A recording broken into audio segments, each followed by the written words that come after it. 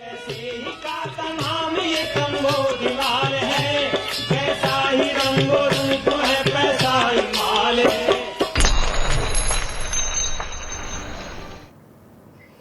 नमस्कार, मनी 9 के खास शो मनी सेंट्रल में आप सभी का स्वागत है, जिसमें हम बताते हैं आपसे जेब से जुड़ी खबरें। और हमारे साथ मनी 9 के संपादक अंशुमान तिवारी जी हर खबर का विश्लेषण करते हैं और बताते हैं हर खबर का हमारे और आपके जीवन पर किस तरीके का असर देखने को मिलेगा। अंशुमान सर, बहुत बहुत स्वागत है आपका। तो सबसे पहले जरा अपने दर्शकों को बता दें कि आज के कार्यक्रम में हम क्या कुछ बताने वाले हैं, क्या कुछ दिखाने वाले हैं। मॉनसून को लेकर के लगातार खबरें आ रही हैं और किस तरीके से मॉनसून बदल रहा है, कितना बदल गया मॉनसून, यह विस्तार पूर्वक आज मॉनसून पर हम चर्चा करेंगे। साथ ही साथ मजदूरों के लिए आखिर में अच्छी खबर क्या आई है, इस पर भी हम डिटेल में चर्चा करेंगे। बायजूस पे लगातार कल भी हमने चर्चा की थी और अब क्या बायजूस पे कार्रवाई होगी, बताएंगे डिटेल में पूरी खबर आपको विस्तार पूर्वक। और साथ ही साथ चंदा लेना अब मुश्किल कैसे हो जाएगा, इस पर भी हम बातचीत करेंगे। सिविल पर क्यों लगा है जुर्माना, ये भी आपको बताएंगे। और शेयर बाजार में गिरावट की भविष्यवाणी क्यों की जा रही है, क्या शेयर बाजार में बड़ी गिरावट के संकेत मिल रहे हैं, इन तमाम खबरों पर एक एक करके विस्तार पूर्वक चर्चा करेंगे। लेकिन सबसे पहले आज की पहली खबर मानसून पे बातचीत कर लेते हैं। मानसून जैसे जैसे आगे बढ़ रहा है, सीजन के लिए बरसात की कमी भी कम होने लगी है। लेकिन अभी भी कई ऐसे राज्य हैं और सब डिवीज़न ऐसे हैं जहां पर मानसून तो पहुंच गया है लेकिन बरसात की कमी बहुत ज़्यादा है।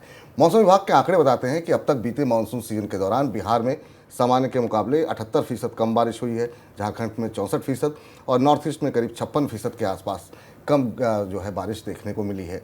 इसके अलावा भी तमाम ऐसे राज्य हैं जैसे कि तेलंगाना और कर्नाटक में भी बरसात की कमी 50% से ज़्यादा देखने को मिली है। तो ये फिलहाल के आंकड़े यहाँ पर देखने को मिल रहे हैं। सर, ये जो डिस्ट्रीब्यूशन देखने को मिल रहा है मानसून का, इसको आप कैसे देख रहे हैं और अलग अलग जो वितरण देखने को मिला है बरसात का, उसे आप कैसे देखते हैं? मानसून का इस बार का स्वभाव बहुत चौंकाने वाला है। जो आंकड़े हमारे पास आ रहे हैं उसे हम दो तरह से देख सकते हैं। पहले तो हम मानसून का जो भारत का सब डिविजनल डिस्ट्रीब्यूशन है जिसे देखना ज़रूरी है।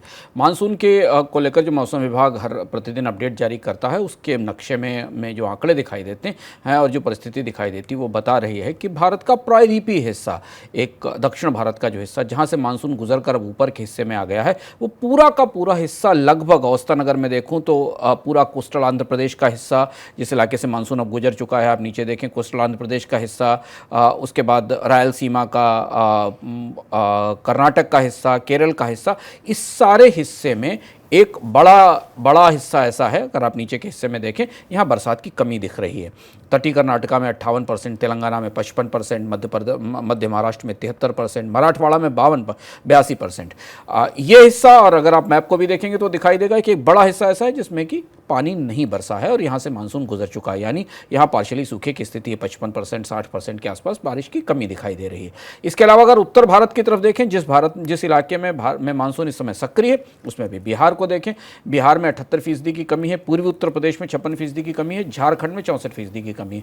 ध्यान रखना जरूरी कि 3 ऐसे हिस्से हैं जिनमें पिछले साल भी बारिश कम हुई थी और यहाँ से सबसे ज़्यादा खरीफ की फसल की उम्मीद दिखाई दे रही है। तो अगर आप मानसून की खबरें देख रहे हैं और भयानक बारिश के फुटेज आपको टीवी पर दिखाई दे रहे हैं, ये तस्वीर बिल्कुल उससे उल्टी है, पर यह तस्वीर भी इसी मानसून की, इसी भारत की है, जहां देश का अधिकांश हिस्सा सामान्य से कम बारिश से पीड़ित है, प्रभावित है और जहां आंशिक रूप से सूखे के हालात हैं। ये मानसून का अभी का अपडेट है। सर, ये भी जानना चाहेंगे जो पैटर्न में बदलाव देखने को मिल रहा है मानसून के, इससे कितना बड़ा खतरा मान रहे हैं? विपुल, मानसून का इस बार का स्वभाव बेहद चौंकाने वाला है। आमतौर पर पिछले 25-30 सालों में मानसून के आंकड़े को अगर आप करीब से देखें, हमने आज मानसून के आंकड़े को एनालिसिस करने की कोशिश की।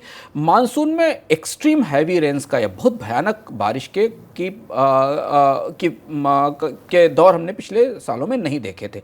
आज भारत की मौजूदा स्थिति यह है कि अगर आप मैप देखें, मैप कितनी तेजी से बदलता है मानसून का, एक बड़ा हिस्सा अचानक एक्सेस रेनफॉल की स्थिति में चला गया है और खासतौर से जो 59% इलाका है देश का, उस 60% इलाके में एक्सट्रीम हैवी है, काफ़ी भयानक या तेज बारिश हो रही है।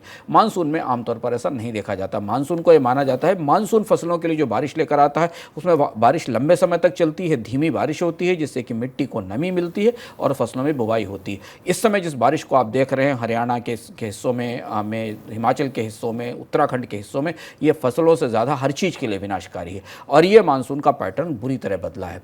अब अब आज जब आप जुलाई के जून के अंत में खड़े हैं और जुलाई की तरफ बढ़ रहे हैं और मानसून के सीज़न का लगभग एक बड़ा हिस्सा निकल चुका है, तब आपको दिखाई देगा कि देश का एक बड़ा हिस्सा सूखे की चपेट में और एक बड़ा हिस्सा बेहद बारिश की चपेट में या बाढ़ की चपेट में। आमतौर पर भारतीय कृषि को ये दोनों ही चीज़ें नहीं चाहिए। भारतीय कृषि को ना तो एक बड़े हिस्से में सूखा या डिफिशिएंट रेन चाहिए और ना एक हिस्से में बाढ़ चाहिए, पर मानसून का पर्यावरण का के बदलाव का असर हमें इस मानसून पर दिख रहा है और जो काफ़ी भयानक है। खासतौर से पर्वतीय इलाकों में, हिमाचल और उत्तराखंड के हिस्सों में मानसून की बारिश ने तबाही मचाई है, जो आमतौर पर सामान्य रूप से मानसून के दिनों में नहीं देखी जाती। इस बीच फसल वर्ष 2022-23 के दौरान देश में प्याज और टमाटर के उत्पादन में कमी का अनुमान जताया जा रहा है।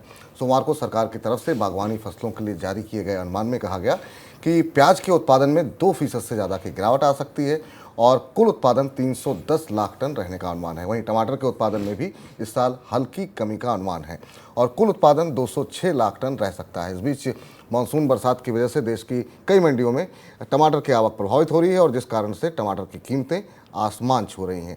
सर, ये जो कीमतें जो खासतौर से बढ़ रही हैं टमाटर की और जो उत्पादन घटने का अनुमान जताया गया है, इसको किस तरीके से, इसके मायने क्या निकल करके आते हैं? विपुल, हॉर्टिकल्चर प्रोडक्शन के डेटा हमारे पास आए। सरकार की तरफ से कहा गया कि भारत में जो हॉर्टिकल्चर या फलों और सब्जियों का खासतौर से उत्पादन है, उसके आंकड़े हर साल आते हैं। पहली चीज़ तो ये कि उन आंकड़ों में हमने कोई बड़ी उत्पादन में बढ़ोतरी का आंकलन नहीं देखा। ओवरऑल अगर आप सभी फसलों को देखें, हॉर्टिकल्चर में जो सब्जियां और फल दोनों शामिल हैं, तो केवल 1% के आसपास की बढ़ोतरी दिखाई दे रही है पिछले साल की तुलना में, 2021-22 की तुलना में 2022-23 में। सब्जियों के उत्पादन, फसलों के उत्पादन में फलों के उत्पादन में 1% से भी कमी है, कम की बढ़ोतरी दिख रही है और कुल सब्जियों के उत्पादन में 1.6% के आसपास की बढ़ोतरी दिख रही है। पर इसमें दो फसलों को लेकर काफ़ी महत्वपूर्ण आंकड़े दिखते हैं जिनका असर हम अपने आसपास देख रहे हैं। इसमें एक है अनियन और दूसरा है टोमेटो, यानी प्याज और टमाटर। ये दो वो फसलें हैं जिनके उत्पादन में कमी होने की संभावना है। आपको पता होगा कि ये दो फसलें महंगाई की दृष्टि से सबसे महत्वपूर्ण रही, सबसे संवेदनशील हैं। इस समय भी जब हम देख रहे हैं कि मानसून आधे हिस्से में बाढ़ और आधे हिस्से में सूखे के साथ गुजर रहा है, तो देश के बाज़ारों में टमाटर की कीमतें 100 रुपये के आसपास पहुंच गई हैं। ये दो फसलें महंगाई का बजट बिगाड़ने में, महंगाई को आंकड़े को बिगाड़ने में सबसे ज़्यादा प्रभावी रही हैं और इनके उत्पादन में कमी होने की संभावना है। संकेत ये है कि प्याज और टमाटर की कीमतों में महंगाई इस साल रहेगी, ऐसा फसलों के उत्पादन का आंकड़ा बता रहा है। तो उत्पादन इशारा कर रहे हैं कि आने वाले समय में अब टमाटर और प्याज की महंगाई का भी सामना आप लोगों को करना पड़ेगा। इधर कंस्ट्रक्शन वर्कर के लिए केंद्र सरकार जल्द पैन इंडिया कार्ड जो है जारी कर सकती है, जिसके आधार पर कंस्ट्रक्शन वर्कर को देश भर में कहीं भी काम मिलने में आसानी होगी। इसके अलावा पहले से चल रही बिल्डिंग एंड कंस्ट्रक्शन वर्कर्स योजना में भी बदलाव किया जा सकता है और इस योजना के लिए आवंटित पैसे का इस्तेमाल कंस्ट्रक्शन वर्कर के लिए सामाजिक सुरक्षा का दायरा बढ़ाने के लिए हो सकता है। रिपोर्ट में यह भी कहा गया कि कंस्ट्रक्शन वर्कर के लिए पेंशन योजना भी लॉन्च हो सकती है। सर, आपसे समझना चाहेंगे सरकार ऐसा करने क्यों जा रही है और इसके लिए फंड कहाँ से आएगा, पैसा कहाँ से आएगा? विपुल, भारत में सबसे बड़ी संख्या मजदूरों की कंस्ट्रक्शन में लगी है, निर्माण में लगी है और ये मजदूर मोबाइल भी हैं, माइग्रेटरी भी हैं, एक राज्य से दूसरे राज्यों में ट्रैवल करते हैं और देश का में एक बड़ी श्रम शक्ति इन कंस्ट्रक्शन में काम करने वाले वर्कर्स के लिए आती है। पहली बार सरकार की तरफ से, श्रम मंत्रालय की तरफ से इन वर्कर्स को अलग से आइडेंटिफाई करके इनके लिए कुछ खास सुविधाएं देने की कोशिश की जा रही और ध्यान रखना जरूरी है कि इनको ना तो किसी पेंशन सुविधा का लाभ मिलता है क्योंकि असंगठित श्रमिक हैं, अनऑर्गेनाइज्ड सेक्टर के श्रमिक है। तो ये माना जा रहा है कि सरकार की तरफ से प्रस्ताव दिया गया है कि इनके लिए एक विशेष कार्ड दिया जाएगा जो इनका पहचान पत्र होगा, जिसके आधार पर वे किसी भी राज्य में निर्माण गतिविधियों में नौकरी में काम कर सकेंगे, इन्हें वहाँ काम मिलने में दिक्कत नहीं होगी। दूसरी चीज़ है कि इन्हें इस कार्ड के लिए रजिस्ट्रेशन कराने में की सुविधाएं दी जाएंगी, यानी इनको 90 दिनों तक काम करने के बाद रजिस्ट्रेशन मिलने की शर्त हटा ली जाएगी। एक और महत्वपूर्ण चीज़ इस व्यवस्था में बदलाव के जरिए किया जा रहा है कि इनके लिए इस कार्ड के बदले पेंशन की व्यवस्था की जाएगी। असंगठित श्रमिकों का भारत का सबसे बड़ा हिस्सा कंस्ट्रक्शन में लगा है और इन्हें किसी तरीके के पेंशन की सुविधा नहीं है। ये मजदूर सरकार के कानून के तहत आते हैं जिसका नाम building and other construction workers act 1996 है। तब से इस बात की कोशिश चल रही है कि इनके लिए अलग से कुछ किया जाए और इनके लिए सरकार कंस्ट्रक्शन पर, सारे इंफ्रास्ट्रक्चर प्रोजेक्ट्स पर 1% का सेस भी लगाती है इस कानून के तहत। उस सेस की राशि करीब 40,000 करोड़ रुपए की राशि राज्यों ने कलेक्ट करके अपने पास रखी है, जमा करके रखी है। और अगर आप माना जाए कि जब से 96 से स्कीम आई है तब से 78,000 करोड़ रुपए इस स्कीम के तहत एकत्र हो चुके हैं। इस कॉर्पस का इस्तेमाल इन्हें पेंशन देने के लिए किया जाएगा, ऐसे संकेत मिले हैं। और देश में इस साल कर्ज सस्ता होने की उम्मीद घट गई है। रेटिंग एजेंसी S&P ने कहा है कि रिजर्व बैंक की तरफ से पॉलिसी दरों में किसी तरह की कटौती होने की उम्मीद अगले साल ही है। 2024 की शुरुआत में रिजर्व बैंक की तरफ से पॉलिसी दरों में कटौती हो सकती है। S&P ने यह भी कहा कि अंतर्राष्ट्रीय बाजार में कच्चे तेल के दाम घटने से कोर महंगाई में कमी आएगी। इसके अलावा सामान्य मानसून की स्थिति में रिटेल महंगाई कम होगी और उसके बाद रिजर्व बैंक पॉलिसी दरों में कटौती पर विचार करेगा। S&P ने यह भी अनुमान लगाया है कि अगले 3 साल के दौरान दुनिया भर में भारत सबसे तेजी से उभरती हुई अर्थव्यवस्था बना रहेगा। एजेंसी ने वित्त वर्ष 2023-24 के दौरान भारत की GDP की ग्रोथ 6% और 2024-25 और 2025-26 के दौरान 6.9% ग्रोथ रहने का अनुमान लगाया है। सर, आपसे सवाल यहाँ पर ये होगा कि अब भारत के अंदर जो बाजार में कर्ज है, उसके कर्ज पर जो ब्याज है, उसको लेकर के परिदृश्य भविष्य को आप कैसे देख रहे हैं, जिसको खासतौर से जो टिप्पणी आई है। स्टैंडर्ड पुअर ने अपनी रिपोर्ट में 2 महत्वपूर्ण बातें कही। एक बात भारत की आर्थिक विकास दर के बारे में कही और दूसरी कर्ज को लेकर कही, और दोनों में महत्वपूर्ण ऑब्जर्वेशंस हैं। और अब वो समय है जब दुनिया भर की एजेंसियां लगातार भारत की आर्थिक विकास दर के आकलन लाती रहेंगी, हमें दिखाई देता रहेगा। पहली चीज़ तो ये कि इस साल और अगले साल भारत की आर्थिक विकास दर 7% से नीचे रहेगी। एजेंसियों का मानना है इस साल काफ़ी कमज़ोर रहेगी, 6.34% के आसपास रहेगी। इसके बाद अगले साल बढ़ने की संभावना है। तो यानी अगले 2 साल तक भारत की आर्थिक विकास दर 7% की मंजिल से नीचे रहेगी। ये एक बड़ा संकेत है निवेशकों के लिए, मांग के लिए, और इसके कई सारे फैक्टर्स S&P ने बताए हैं। डिमांड की कमी है भारतीय अर्थव्यवस्था में, मांग नहीं है, रिकवरी जो आई थी अब रिकवरी का पेंटअप डिमांड की रिकवरी खत्म हो रही है। दूसरा जो महत्वपूर्ण बात S&P की रिपोर्ट में है, जो एक सकारात्मक संकेत है, S&P मान रहा है कि भारत में रेट हाइक का साइकिल पूरा हो गया है। यानी उसका मानना है कि भारत में ब्याज दरें बढ़ोतरी करने की जो प्रक्रिया है वो अपने पीक पर पहुंच गई है। जबकि अमेरिका में भी पीक नहीं हुआ है, माना जा रहा है कि अमेरिका में 2 बढ़ोतरी होंगी, पर S&P ने माना है कि भारत में रेट हाइक्स का या ब्याज दरें बढ़ने का की प्रक्रिया अपने शिखर पर पहुंच गई है। लेकिन इसका ये मतलब बिल्कुल नहीं है कि यहाँ से ब्याज दरें कम होना शुरू होंगी। स्टैंडर्ड पुअर का कहना है कि अब यहाँ तक ऊंची ब्याज दरें स्थिर रहेंगी। अभी फिलहाल महंगाई पर दबाव कम दिख रहा है, लेकिन मानसून का असर, फलों सब्जियों की कीमतें और आने वाले कुछ महीनों में जिस तरीके का असर दिखाई देगा, उसके बाद इस साल परिस्थितियां ब्याज दरों को लेकर नहीं बदलेंगी। अगले साल शायद रिजर्व बैंक ब्याज दरों में कमी करना शुरू करेगा। अगर आप रिजर्व बैंक गवर्नर की बात याद हो जो उन्होंने कही थी 2-3 दिन पहले, वो भी ऐसी बात थी कि महंगाई की लड़ाई अभी जारी रहेगी। इसका मतलब हमारे आपके लिए क्या है, हमारे आपकी जेब के लिए क्या? अगर आप कर्ज लेने की तैयारी कर रहे हैं तो कर्ज की दरें ऊंची रहेंगी और आपको होम लोन, कार लोन या बाकी कर्ज में अभी फिलहाल रियायत की कोई उम्मीद नहीं दिखाई देती अगर बढ़ोतरी नहीं होती। और अगर आप डिपॉजिटर्स हैं, बैंकों में ब्याज में रखते, तो FD कराने का भी मौका है। अभी आपको 2-3 महीने, 4 महीने आपको बैंक के बचत पर अच्छा रिटर्न मिलता रहेगा। तो इस अच्छे रिटर्न का फ़ायदा उठाइए। बैंकों में ऊँची ब्याज दरों का दौर बहुत मुश्किल से लौट कर आता है, जहाँ पर आपको बचत पर बेहतर रिटर्न मिल सके। तो अभी अगर आपको लग रहा है कि मतलब बैंक में FD कराएं या नहीं, तो बिल्कुल अभी आने वाला समय अगले 4-5 महीने में FD में आपको अच्छे रिटर्न मिलेंगे। हाँ, कर्ज लेने के लिए थोड़ा वेट कर सकते हैं।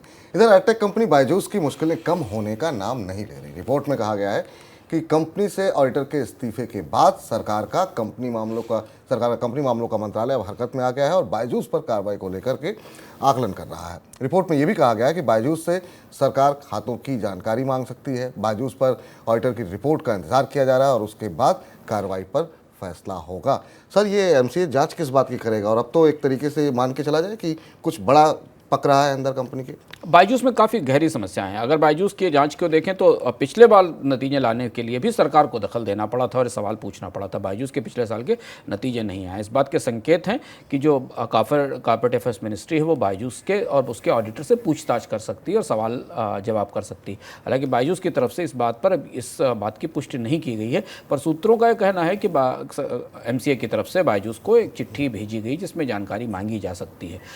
दूसरी महत्वपूर्ण बात यह कि बायजूस के बारे में ये भी खबर है कि बायजूस ने अपने कर्मचारियों का PF नहीं दिया है। ये एक और मामला बनता है जिसके कारण बायजूस पर जांच की संभावना बनती दिखाई देती है। आमतौर पर ऐसी परिस्थितियों में विपुल, जब किसी कंपनी का ऑडिटर काम छोड़ देता है या रिज़ाइन कर देता है, तो स्वाभाविक सी बात है कि रेगुलेटर्स को उसके कामकाज पर शक होने की गुंजाइश बनती है और इसलिए ये ज़रूरी है कि बायजूस के कामकाज की पड़ताल की जाए। हालांकि बायजूस का दावा था कि उसका वैल्यूएशन अभी भी $22 बिलियन के आसपास है। कंपनी अपने कामकाज को ठीक करने की कोशिश कर रही, कुछ गलतियाँ हैं उन्हें सुधारने की कोशिश की जा रही, लेकिन सरकार के पास कंपनीज एक्ट के तहत ये अधिकार है कि वो इस कंपनी के खातों की जांच कर सके। और हमें याद रखना चाहिए कि बायजूस को पर छापे भी पड़ चुके हैं। बायजूस के कामकाज को लेकर कई सारे गंभीर सवाल उठ रहे हैं। तो अगर सरकार की तरफ से जांच शुरू होती है तो इसका मतलब है कि कंपनी के अंदर कुछ गहरी दिक्कतें दिख रही हैं। सर, एक और रिपोर्ट आई है जिसमें कि हमने देखा कि कहा गया कि स्टार्टअप में लगातार नौकरियां जा रही हैं। क्या कुछ आंकड़े कह रहे हैं और क्या किस तरीके से लोगों को निकाला जा रहा है? पिछले 2 साल से हम लगातार देख रहे हैं। पिछले साल भारत में 30,000 से 35,000 के आसपास लोगों की नौकरियां गई थी स्टार्टअप में। इस साल अभी का जो ताज़ा आंकड़ा आया है, जो ले ऑफ साइट्स हैं है layoff.fyi, इसका आंकड़ा ये बताता है कि भारत में अभी तक जनवरी से लेकर इस वक्त तक 11,000 लोगों की नौकरियां स्टार्टअप्स में जा चुकी हैं। स्टार्टअप्स में रोजगारों का एक किस्म से कत्लेआम मचा है चारों तरफ, और इसमें सबसे बड़ी संख्या इस साल नौकरियों में जाने वालों में बायजूस की है। बायजूस के ने करीब 2,500 लोगों को काम से निकाला है। इसके बाद रिलायंस जियो मार्ट से 1,000 लोग निकाले गए हैं। 1K किराना, शीचैट, इसके लिंक और भी कंपनियां हैं जिनसे कटौती हुई है। हालांकि जो सबसे बड़ी कटौतियां हमने नौकरियों में, रोजगारों में देखी थी, वो पिछले साल के आखिरी तिमाही में देखी थी। स्टार्टअप स्पेस में नौकरियों पर खतरा लगातार बना हुआ है। इधर ऐसे बैंक और वीडियोकॉन लोन केस मामले में केंद्रीय जांच ब्यूरो ने कोर्ट में चंदा कोचर पर बड़ा आरोप लगाया है। सीबीआई ने कहा है कि अपने कार्यकाल के दौरान चंदा कोचर ने वीडियोकॉन ग्रुप को लोन मंजूर कराने में मदद की और बदले में 64 करोड़ रुपए का फेवर लिया गया है। सर, आपसे जानना चाहेंगे आखिर में किस तरीके से चंदा कोचर मदद कर रही थी वीडियोकॉन ग्रुप? अब तो वीडियोकॉन के पूरे मामले में चंदा कोचर का मामला खुलकर सामने आ गया। इस जांच पहले से भी थी, पर जो सीबीआई ने अपनी रिपोर्ट फाइल की है अदालत में, उसमें कई महत्वपूर्ण तथ्य बताए गए हैं। जैसे कुछ चीज़ें बताई गई सीबीआई की इस रिपोर्ट में कि चंदा कोचर ने वीडियोकॉन ग्रुप ऑफ कंपनीज़ को फ़ायदा पहुँचाने के लिए करीब 64 करोड़ रुपये की रिश्वत ली या लेन देन किया, ऐसा रिपोर्ट बताती है। और प्रेफरेंशियल ट्रीटमेंट के साथ वीडियोकॉन ग्रुप को लोन का डिस्ट्रीब्यूशन किया गया। इसके अलावा रिपोर्ट जो प्रोसिक्यूटर की तरफ से रिपोर्ट सबमिट की गई, उसमें यह भी कहा गया कि चंदा कोचर मुंबई में एक ऐसे फ्लैट में रहती थी जो वीडियोकॉन ग्रुप ने का था, वीडियोकॉन ग्रुप का फ्लैट था, और बाद में ये फ्लैट चंदा कोचर के परिवार यानी दीपक कोचर के नेतृत्व वाले ट्रस्ट को ट्रांसफ़र कर दिया गया था जो वीडियोकॉन का फ्लैट था। और इसके बदले केवल 11 लाख रुपए का भुगतान हुआ था अक्टूबर 2016 में, जबकि इस फ्लैट की एक्चुअल वैल्यू 1996 में 5.25 करोड़ रुपए थी। चंदा कोचर ने पर वीडियोकॉन की तरफदारी करने के लिए मदद करने का आरोप पहले से लगा है, लेकिन अब अदालत में पहुंचने के बाद सीबीआई ने अपनी जांच पूरी करके स्पष्ट कर दिया है कि इसमें 64 करोड़ रुपए की कम से कम रिश्वत का मामला बनता है। जी, तो और इस बीच एक और कॉर्पोरेट पे नजर डाल लेते हैं खबर पर। भारतीय एयरटेल की इंटरप्राइज शाखा एयरटेल बिजनेस के सीईओ अजय चितकारा जी ने इस्तीफा दे दिया है। इसके बाद भारतीय एयरटेल ने लीडरशिप टीम में बदलाव किए हैं। सर, ये क्या पुनर्गठन की तैयारी चल रही है जिसकी वजह से इस्तीफा दिया गया? लंबे समय के बाद भारतीय एयरटेल के पुनर्गठन की तैयारी शुरू हो रही है। कुछ बड़े कंपनियों के कुछ बड़े अधिकारियों से इस्तीफे लिए गए हैं, जबकि कंपनी अपने नए तरीकों को बदल रही है। इसमें खासतौर पर जो कंपनी का इंटरनेशनल बिजनेस डिवीजन है, उसमें बदलाव की तैयारी की जा रही है। एयरटेल अपने डेटा और मोबाइल बिजनेस का भी पुनर्गठन कर रही है, ग्लोबल नेटवर्क का भी पुनर्गठन कर रही है। तो कंपनी के भारतीय अधिकारियों को कुछ ग्लोबल नेटवर्क में शिफ्ट किया जा रहा है, जबकि कुछ नई गतिविधियों में नए तरीके से कंपनी के कारोबार की प्रक्रिया तय की जा रही है। एयरटेल के स्टॉक को लेकर काफ़ी उत्सुकता भी बाजार में इसीलिए रहती है। अब एयरटेल इस पुनर्गठन के बाद 5G और उसके बाद की चुनौतियों के लिए तैयार हो रही है। इस बीच भारत और रूस के बीच व्यापार को बढ़ावा देने के लिए भारत के चेन्नई और रूस के व्लादिवोस्तोक पोर्ट को रूट को ऑपरेशनल करने पर अब विचार हो रहा है। केंद्रीय पोर्ट और शिपिंग मंत्री सर्बानंद सोनोवाल ने सोमवार को ये जानकारी दी। उन्होंने कहा कि इस मामले पर दोनों देशों के सभी भागीदारों की सितंबर में बैठक होगी। व्लादिवोस्तोक चेन्नई समुद्री रास्ता दक्षिण चीन सागर और जापान के सागर से होकर के जाता है। अब सर, आखिर में इस कॉरिडोर को खोले जाने के मायने क्या हैं, क्यों खोला जा रहा है? इस पे ये काफ़ी दिलचस्प पहल है जो शुरू हुई है। चीन और रशिया के बीच ये पहल शुरू हुई थी, अभी बढ़कर भारत की तरफ भी आ रही। ये वो रूट है जिसको नॉर्थ सी रूट कहते हैं, जो आर्कटिक से होकर जाता है, यानी जो रूस का उत्तरी हिस्सा है वहाँ से जहाज़ ट्रैवल करते हैं आर्कटिक से जमे हुए समुद्र में, और जापान सागर से चीन से होते हुए चेन्नई तक आते हैं। आमतौर पर रूस से अभी जिस कारोबार में जो शिप्स आते हैं वो शिप्स या तो ब्लैक ब्लैक सी के जरिए, स्वेज के जरिए बॉम्बे के बंदरगाहों पर आते हैं। इस प्रक्रिया से माना जा रहा है कि उस रास्ते से आने, यानी स्वेज वाला रास्ता और बॉम्बे वाले रास्ते से आने की तुलना में इस रास्ते से आने में समय की भी बचत होगी, फ्यूल की भी बचत होगी। इसमें एक बड़ी चीज़ है कि भारत को अपने शिपिंग लाइंस को इस बात के लिए ट्रेन करना होगा कि वो आर्कटिक के जो ग्लेशियर वाले समुद्र हैं उनमें शिप्स का ट्रैवल कराया जा सके। और उस रास्ते में जापान और चाइना के समुद्र भी हैं जिन समुद्रों से गुजरते हुए आना पड़ेगा। लेकिन जो नॉर्दर्न सी रूट है वो खोला जा रहा है। इस सी रूट को खोलकर रूस ने इस बात का भी संकेत दिया था कि प्रतिबंधों के बाद अगर उसके जहाज़ों के मूवमेंट को यूरोप और स्वेज के हिस्सों में ले जाने में दिक्कत होगी तो ये पूरा रास्ता उसकी सीमा के आसपास, उसकी बाउंड्री के आसपास आता है और उसके बाद वो उसके मित्र देशों से होकर गुजरता है। नॉर्दर्न सी रूट खोलने को लेकर काफ़ी एक्साइटमेंट है, काफ़ी उत्साह है शिपिंग कंपनियों के बीच में कि इससे कितना सामान और कैसे कैरी किया जा सकता है। चलिए अब रुक कर लेते हैं आज की सबसे बड़ी खबर का।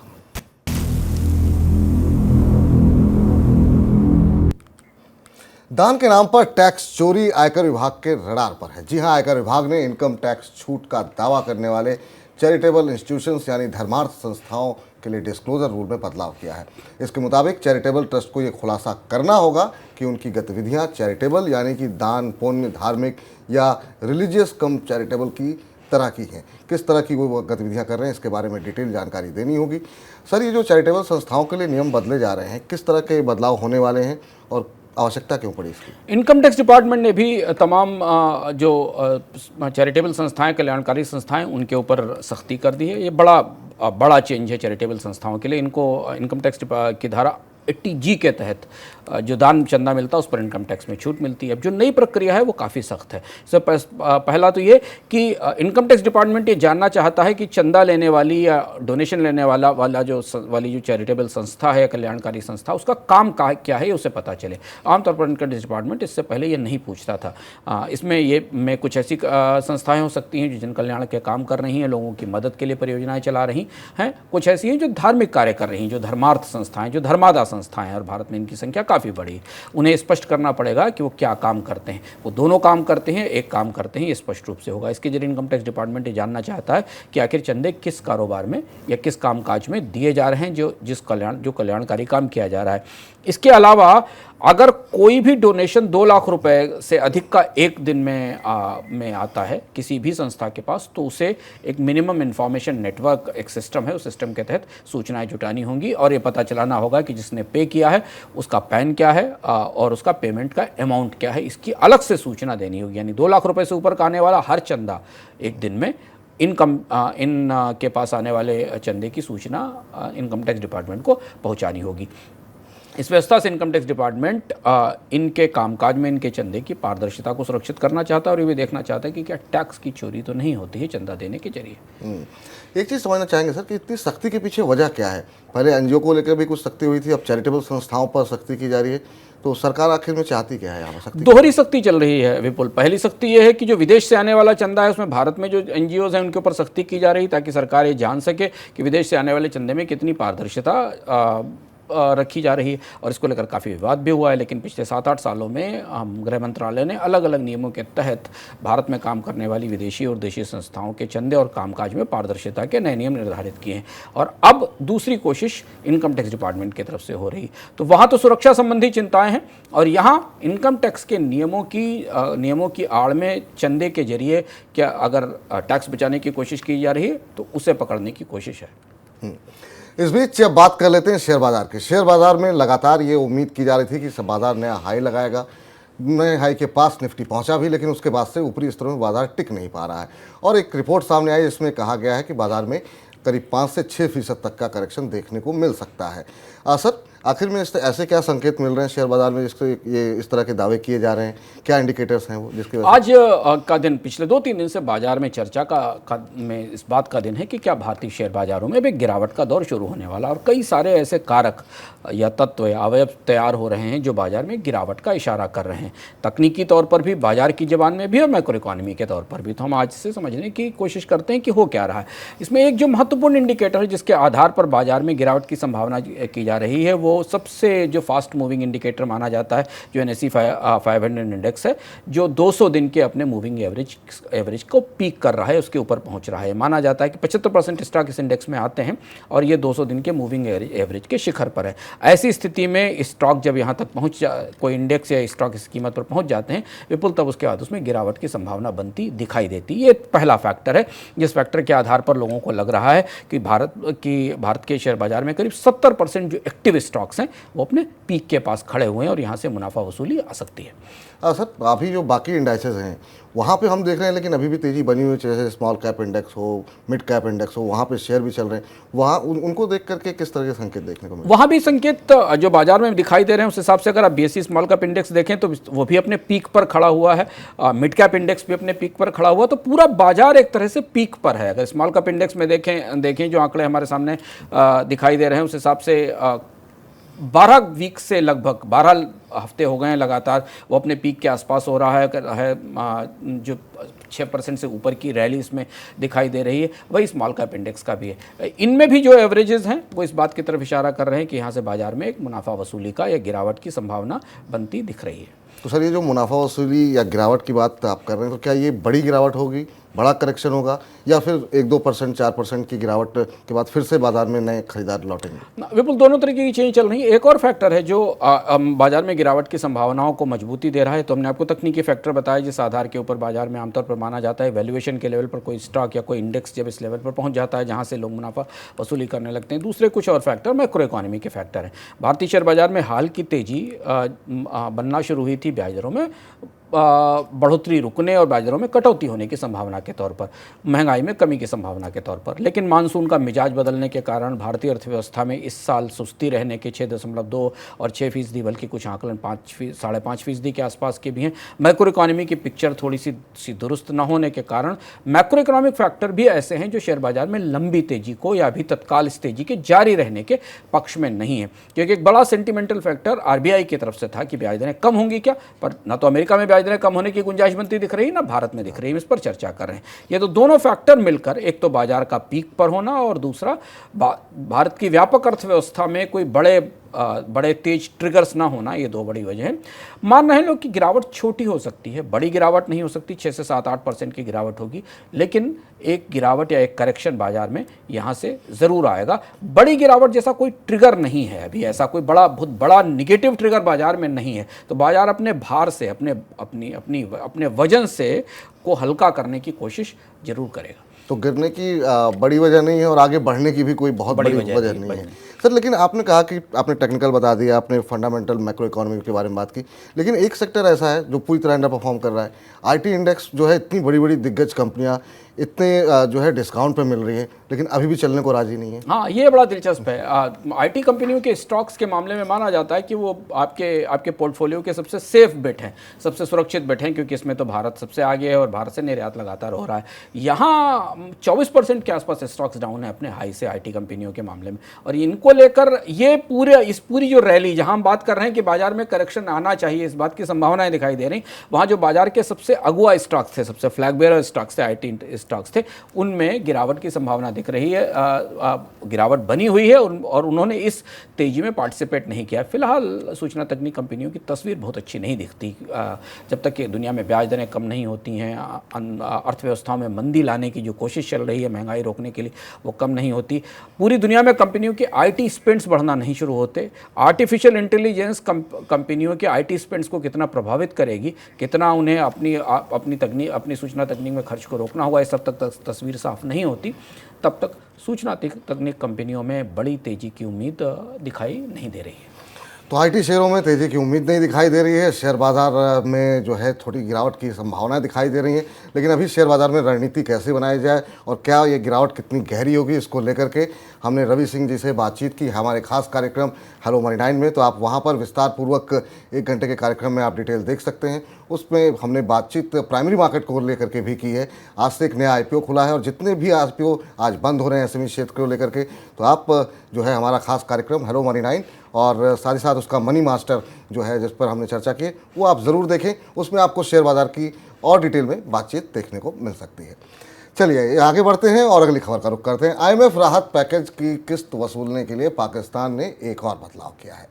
पाकिस्तान के केंद्रीय बैंक ने अपने यहाँ पॉलिसी दरों को बढ़ा करके 22% कर दिया है।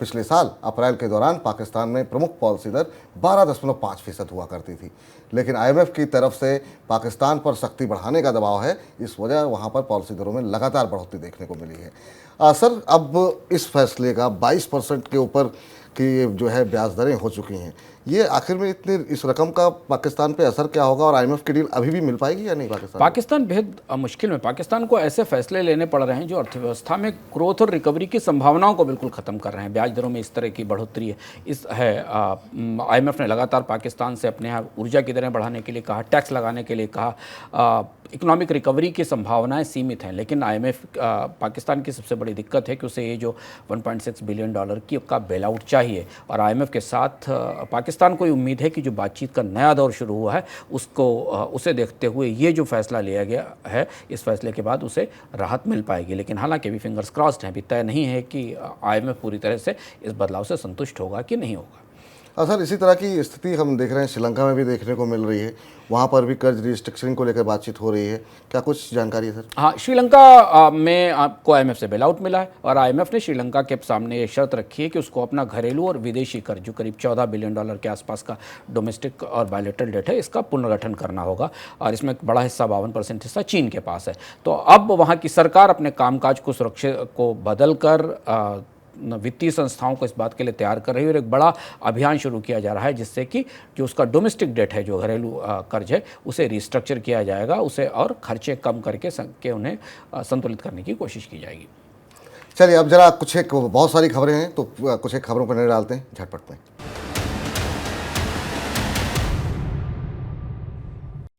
तो दिल्ली के बिजली उपभोक्ताओं को महंगाई का झटका लगा है। दिल्ली सरकार ने पावर टैरिफ में करीब 10% तक की बढ़त को मंजूरी दे दी है।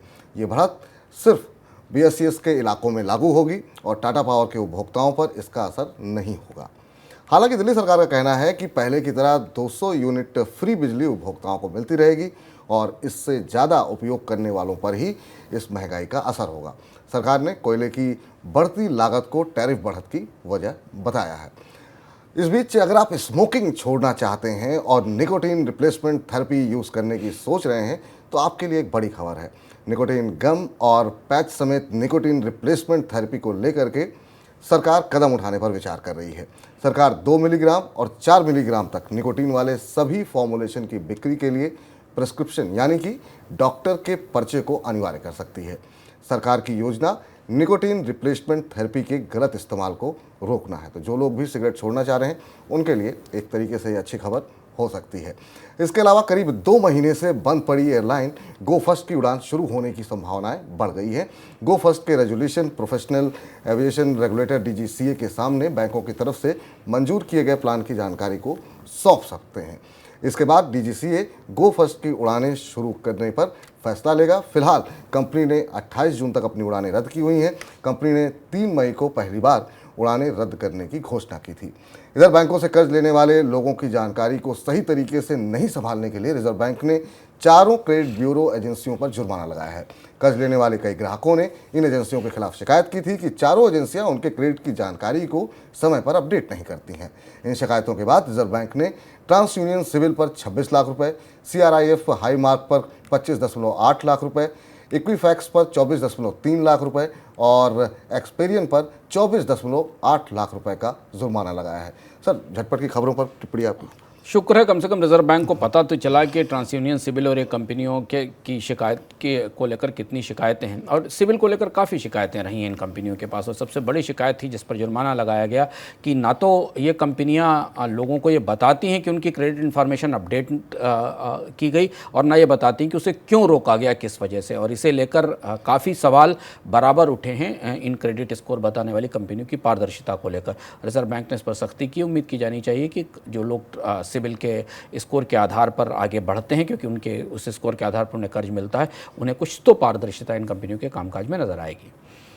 सर, बहुत बहुत शुक्रिया, बहुत बहुत धन्यवाद आज की इस चर्चा में जुड़ने के लिए, और तमाम जो बड़ी बड़ी खबरें थी उनको आसानी से आपने विश्लेषण जो किया, बहुत बहुत शुक्रिया आपका। तो फिलहाल आज मनी सेंट्रल में इतना ही। कल फिर होगी मुलाकात और आप लगातार मनी 9 के साथ बने रहिए। मुझे फिलहाल इजाज़त दीजिए। नमस्कार।